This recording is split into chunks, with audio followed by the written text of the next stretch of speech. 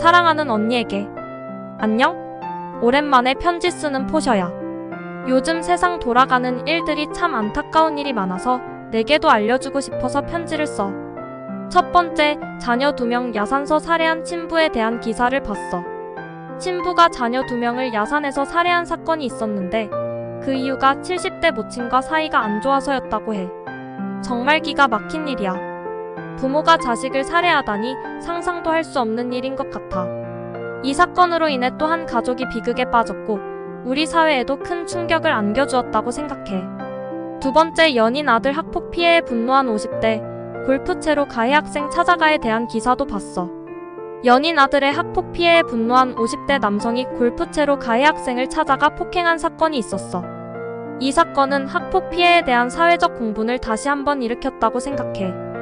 학폭 피해는 가해자뿐만 아니라 피해자 가족에게도 큰 고통을 안겨주는데 이 사건을 통해 학폭 문제를 근본적으로 해결하기 위한 노력이 필요하다는 생각이 들었어. 세 번째, 문 열면 바비 인형 나올 듯. 미국 15억 원짜리 핑크빛 저택 화재에 대한 기사도 봤어. 미국의 한 부부가 15억 원을 들여 핑크빛으로 도배한 저택을 공개해 화제를 모았어. 화려하고 독특한 외관은 사람들의 시선을 사로잡았지만 지나치게 화려한 인테리어에 대한 부정적인 반응도 있었다고 해. 이 기사를 통해 과도한 소비와 물질주의에 대한 경각심을 일깨워주는 계기가 되었으면 좋겠어. 네 번째, 양평고속도 전면 백지화는 정쟁 탓. 원희룡 하루빨리 정상 추진에 대한 기사도 봤어.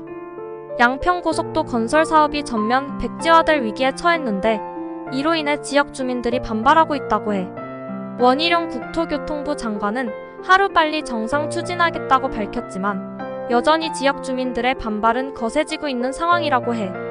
이 사건을 통해 지역 주민들의 의견을 충분히 수렴하고 국민의 뜻을 존중하는 정치가 필요하다는 생각이 들었어. 다섯 번째, 쓰레기는 되지 말자 한강 조형물 시민 저격한 문구에 대한 기사도 봤어.